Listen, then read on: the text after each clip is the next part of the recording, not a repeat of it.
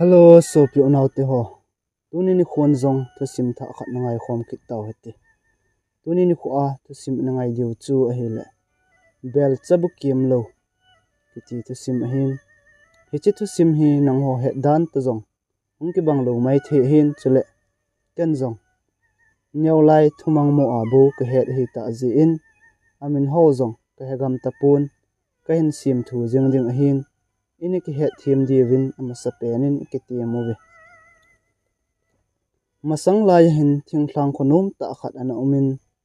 Hiche khu a cheng nu pa khat hin. Naw a hin nei hlon tan a hi le. Hiche naw sen chu midang bang lovin a khut la keng ho a chomin. A khut pa le a keng pa ho zong a umpui. A piang sol iti zi ho khu hiding dan a hi. Wa ading zong misu zo lo ding. Don da jeng ding zong. Mi hing khat hi ki ji chun. Amani nu pan zong. Hiche chapang chu acha te dang ho bang lovin asasa anom thlon pui. He zong le sei ma bang wa mi hing khat a hi ji chun. Amo adon da jeng the thlon pun a hin na ding mai majin bo ne ele cha zong a pe ji thlonin asasa thloni. Amin zong ngi mo te in pan na be tin amin vo thlonin a hi. Kum thla zong hong chal chalin a hi le. Hiche chapang lang chu ata sa. Ahong khang len che che in alien thim jing tai. Ata asa let a pi thing tabang hi jing ta wangin a khut a keng chom a hi ji chun loile pai dang ho bangin a dei dei nan a chi thei pun anop nop zong a bol thei pun a hi. Min alup sa na chu chitulup lup jing ji a hi. Anule apan zong kam cheng ta se do kha thon lo wangin lungil ta in hi chepan na be chu hitia amo hin hin sangin ki thi do ngal jing latin agyal thlonin hi ji chun chapang dang ho banga khotu na nei lovin a bol ji thloni achat theilo ki mo zam zam jeng hi ji chun min dan da lo dai lova a koi kum jong le azun la e ho chu amo tha thang jeng jin a hi hitabang be ma hin khomang a hi ji chun a sopi a u le anaw te hon jong aloi le pai ho ang sunga aza chat pi hle jing ji vin hiji chun anul apa komin pan na be chu in chuma amsa thlon din a phat tinin a seji tawi ama pol che to pan na him him ane lo ji chun anul apan jong aso pite thu sei chu pha sa thlonin hiji chun hiche pan na be chu in neu khat sa pi thlonin hi ko ma chun ama chang se in a chen sa thlon tan hi ni khat le khat ve chang bo bu jong aga tha lut pi jiwin abang le ni thlum thlumin zong don lo dai lovin akoi jing jiwi hitia chu bola athi kha zong le apha che hitia agyal jing o hi khosung mi hon dai I chat vai le to nop na bep a amnei na ka awa asing sung mi te jing in zong hitia abol jing phat on ama pa zong alai na hle in akap kap jing ji tai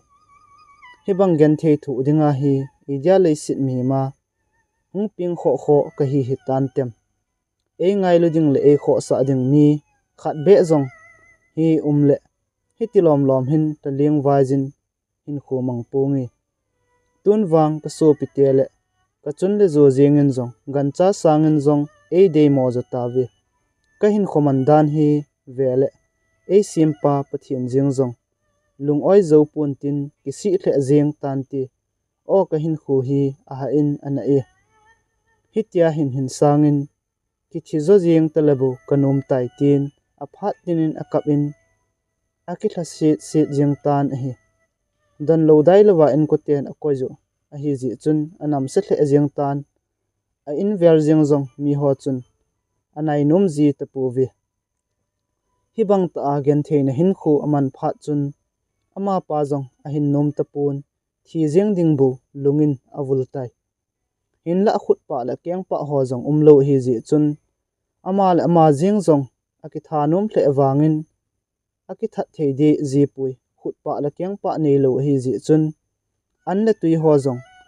dei bangin ani thei ji pun adon thei ji pun gan chabu ne bangin ali tho jin tui zong achip tho ji e hitia chan hole amal ama kisu thing theilo hi zi a chu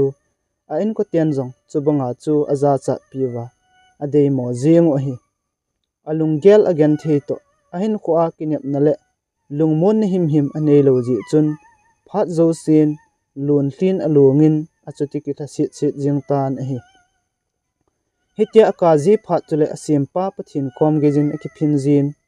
hiti ding be ma hi idia neina sim kho kho ham kagen thei thu na sangwal tai kain kho ahin kinep na him zong a pui heji chun kahin khu hi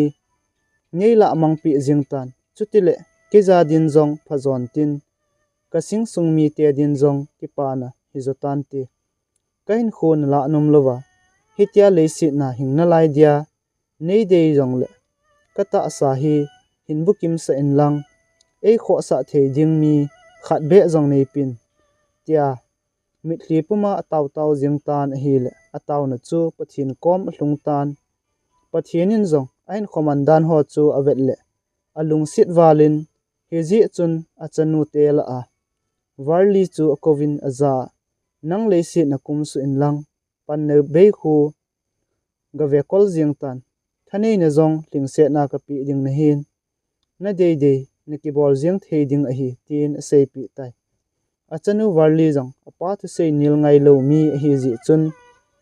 apa thu sei bangin mi he mel akila in panna be sa sa din leisi na ahong kum su tan hi panna be kom hlun phat in warlin zong apan thanein api a konin panna be khut la kyang zong butling selin asiam phat pi tan chule in nyawcha sidi adu a achen zong chu in nom ta le thupi ta in asiam do tai in sunga neilago zong azat zat tampi asiam do tan ahil amani chu heche kho sunga dia a house pen le a bol thei pen mit phet ka lovin ahong hido hlon tai gel pha lo hila pathin pa chanu warli zala panna be zong mi house ta la mi bol thei ta ahong hi jeng phat in ana dei mo a athi kalbo ananga leljing a in sung mi tian zong lung hin hejun chubang si asu kitawi panna be te nu pa lung hol nan akisalelun khosung mi te anga zong akithang at pi hle jeng tawi pathin pa chanu warli chun thilkidang ta khat zong hi a bol do in a hi chu thu simmina emanu bel chabu kiem lo chu a hitai mi abang khat in kiem lo bu bel tia zong in he diu gin chat a umi heche bel chabu kiem lo kiti chu bel neu chakhat a hi bu tuita dim se na a hi heche bu chu thu chai ke ya ine chai ke zong le acham chama bu chu beldim se na hung ki jeng ji a hi bu chu sajong sawal lo vot zong vot wal lo hitia chu jeng the hi heche nei phat chun ama hodin zong ne la cha ji a lung kham na ding him him a tapun mi banga pangkola chang atin tina ki khol khom zong angai tapui anei le ago ho thildang tampi zong le mi ho chun hiche bel chabu kem lo chu adei cha penun a ot cha hle jeng ngove ei ki hi zong lawang ki ot chama ma jeng ding hi aji chu hiche bu bel chu kinei le ei khang keu zong hilowa itu icha khang ge ya ne la cha ji a buina kiti in sunga talo ding a hi asing sungmi te chu tun ki phat sa hle o hen lang alung hol nan hung ki saboi jing jeng ta zong lo pan na be wang chu masanga anabol naw alung dam the him pun heji chun ain sungmi te chu phate chan jong a ho pi nom ji pui he jong le pathin pa chanu warli chu ngai dam zo thu ha ni pha heji chun masanga agit lo naw le aphat mo na ho zo si jong hena san hello bang akisan angai lu thlen asing sungmi te bolin a bol ji e adei chat ole angai chat o jong le ngai lu na nei te in apejin a boi naw le ha sat na ho jong asu thlap pi ji e hitia en ko te ajinun khoto na nei ta thil api ji teng chule pan na be chu alung hang hle jin aloi nu chu akina api ji e phale sele ke hi pasal ka hin ken phalna ka pi lo le nangin na de jin thil hi mo bol jiang ji hin kain ko te khun I chana eina eng bolwa eina mu si no ham nangin ne hepui atin masanga in ko ten ana bol na ho chu aloi nu komin ase ji e chuting warlin jong sei hi jong la chun keiman jong thil iza kai ke hesu nai mi chu aphat mo jong le eiman phat na abu le thu ding a hi nangin ko te na pam pa ya na don da le kon na chung thu ase ya kon na boi pi a na asat ni ting na sa sa ding ham in sung mi ki ti chu mi mo hen lang mi thei jong le ki pam pai thei di lo hi ama hon jong masanga chu an het thiam lo ji wa hitia chu nana bol kha obo hin ain het thiam phat lew wang hung ki si te diu a hi atin hiti chun aji pa chu a hil thiam zin a hi in la aloi nun I chana a hil thiam got wangin pan na be chu en ko te chungin alung dam thei pun phat chi so agel do in alung hang che che ji e he jong le aloi nu lunggel thiam na le phat na zalin a in ko te chu to aki kom to thei jingun a hi kum tam pi chi tan pan na be le warli in jong chanu chapa thum le li zen anei hlon tai acha ten jong anu mel akiloji un a hoi thei hle un vietnam nom a jeng we a in chen jong na sata in ani anin a khang to jingun a hi le ama ho khosung keu he telovin agam kol sunga dinga a hau pen le a bol thei pen jong ahong hi tawi heji chun sulam hlumlama konin ne la cha sumle pai sil la loi thuma a hengowa hung chu nitina khoiwa kolut abang jing tan a hi mi ho chun pan na be komin nang wang na wang phamong mong jingi o chat chat na umi na loi nu zalin mi house ta le mi bol thei ta tun na hung hi tai tin ase ji win a hi le pan na be chun angai nom ji hi be e aji chu aloi nu zala mi house ta ahung hi a mi gin leza ahung hi le ama pa jong anakis let sa thim jeng dan a hetai warli wang chu nu mei pha nu mei nun niam ta hi ji chun ama zala hi chan ge a hi wangun kam cheng khat in jong ke ji hi tin ase khapui chule mi hi ngwa thil thuma ahung tiang jong le aloi pa chu zana nei ta in adong jin ama chamchamin thil amo abor ji pui ama ji a hi chan ahung ge nungwa jong aji pa za bol dan chu mi hon kidang asa hle un warli chu numei phomong mong hi tin jong ase ji vi mi kon khat chun thang sit man le sum sil ji in pan na be komin na loi nu khu a hoi hle a bol thei hle wangin ahung kon na jong ke hello asing sung mi te koi hi jong ke hello hin dewang a ombe se pui in zo khat le mit phet ka alowa thil zo si jong asu beya ama jong mang jeng ki thei a hi a thil bol thei dan khu ivet vet le thilana me hidin jong gin chat a ji e khat ve be hoya kona hong ke pan mong mong ham dong chin patep min tin gu thimin warli chu ase sit pi jiwe chule en ko tian masanga chubanga ana bol siwa to a warlin ngailut na nei ta aki kompi jong khu adi thei pui phale sele nang pasal na hin pasal phat sa banga bo numei chu ding dol hi tin pan na be chu atil sijing tawin a hi ama kelet sa anum to azinu chunga ki phin na ding a hol na ka a hitia mi hon atil sit sit jing phat un pan na be jong azinu chungin alung himo che che tan heji chun asun azanin zu adonin a kham ting aloi nu na khanga lu thelo lo ding thu asejin hoya kona hong ki pan nahi ham mi hem ta ta nahi lo le neida thla jing tan ti po pha zo sen ase jing tai apan ahung kun na se do lo hil dia ana kham ga hi ji chun warlin wang hoya kona hong ki pan ham ase nu mong mong pui kum le hla ahung chal dung zuijin pan na be jong akisa se che in phat zo sen zu khamin khosu khoto jong he thelo khobin hin khu amang jing tai zol tha po sayin zan si le anop nop nan agi thang le jing tan hi azinu varlin achate kowa sol jong le ke mi him ka hin mi him le thithla om khom thei pui ke mi him koma bo ko ding a hitai nanu chu mi him ta ta jong a hi pui atin achate jong asian do tholeu jing ji e azinu phat na him alunga agel do tapun numeidang koma akisa savajin a in alo jing jong a hol do thei tapui hitia a jing chu azinu varlin alainat pi hle in ajipa silung morji in zantin lun thlin alung jingi ipi aseya iti ko wangin pannabe chu akidoi mo che in zu kham jingin mila azong thungi mo ta ta in ein ho pi jeng ji tan hi hitia aloi pa in kitia ong kinung tha lo na zong chu kum khat lang ana chi ki tai pannabe chun sum tam pi le bel chabu kiem lo chu akipu do a anop no ma hin khu aman jeng a hitai varlin jong aji pa chu alona je him a lo phat in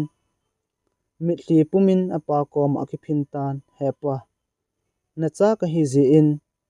tu ni chan gejin na sei zo si ka ngai jingi inla chu tu chunga le si na nei solwang hi ke zadin gen theina le mitli lon na zo asu tai nei hin ven na cha ka hin khomandan hi avet zo hinam tin a seitan a hi le apan jong achanun hi bang ta gen the thu jiang chu ave zo him tapun heji chun achanu komin boy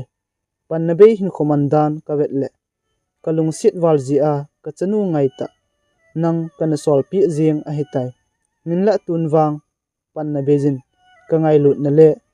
ka khoto na him geldo lovin hin khu amang tai heji chun ke jong achungin kalung oi tapun amasa hin khoman banga kamansa kit ding a hitai nangin jong tuni ma man hinda thlajing tan tin achanu chu athumop tan hi chen warlin jong apa chu adon but kit in aza hepa ai pui hicheka taw na be hi achai na din nei ngai pi in kachate ka hinda thla nunga again the thu diuwang ka ve zo pui heji chun lungsit ta in kachate na koma kahin ki pui theina din phalna nei pin lang chule koloi pa khu mi mo hle hen lang lungsit thejin te hi zong le achanga kin so theina din a khut le kyang wang khu bukim selin sa azengin avelin tibukim lovin ki le again theina zong sang walding a hi tin apa komin atawin a hi le achanu tawna chu apan jong asan da nom pun heji chun atawna banga achate ahin ki pui theina din phalna zong apin chule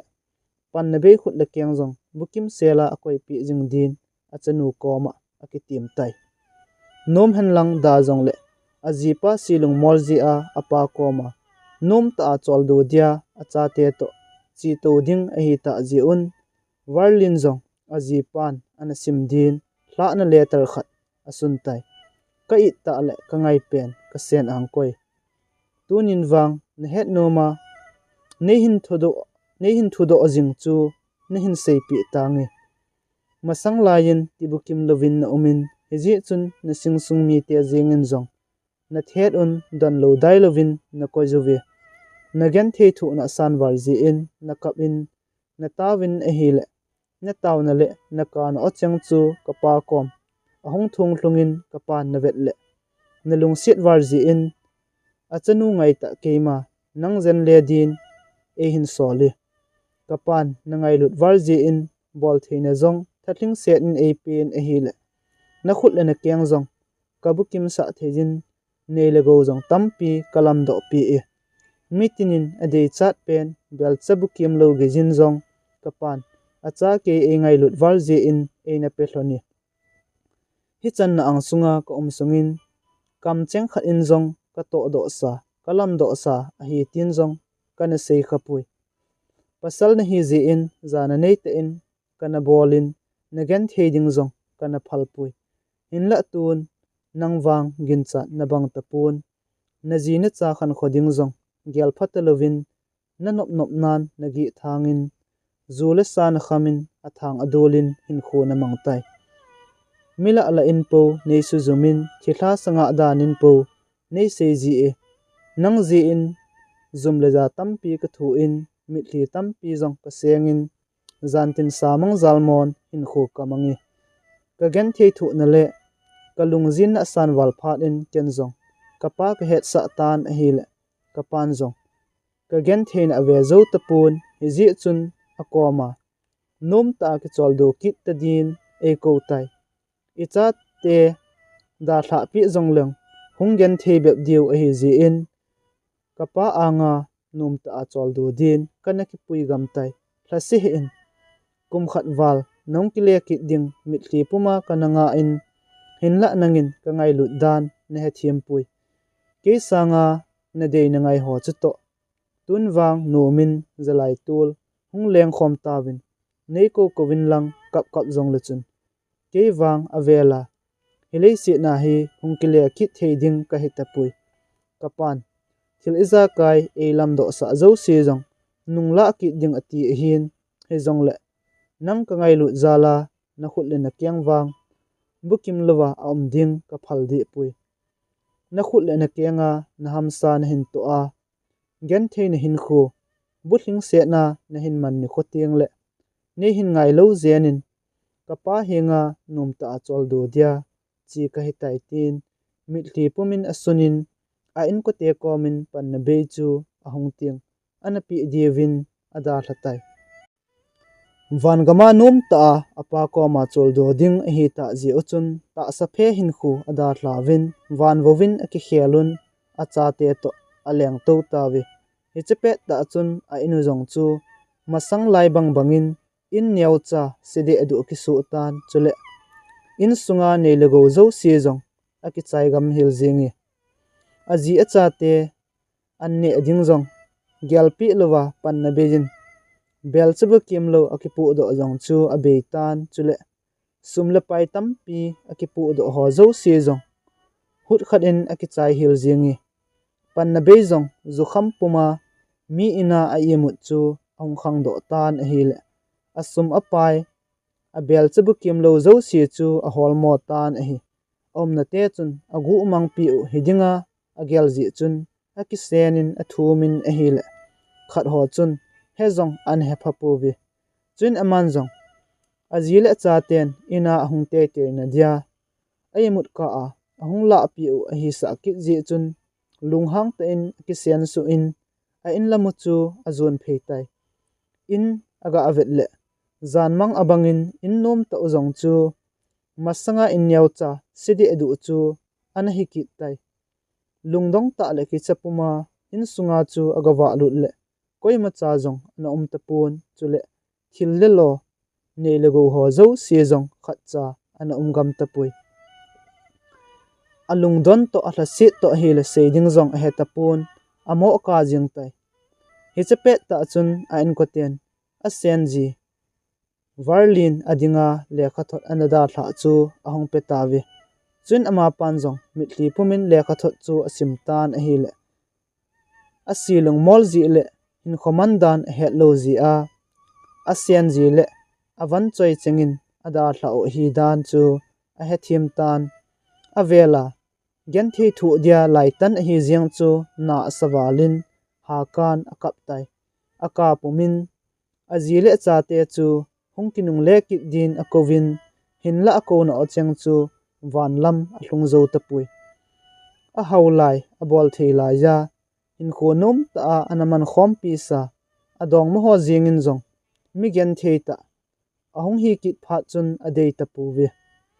asing sungmi te jingin zong ama phatlo ji a hi chan hin kho ge lo hi ji chun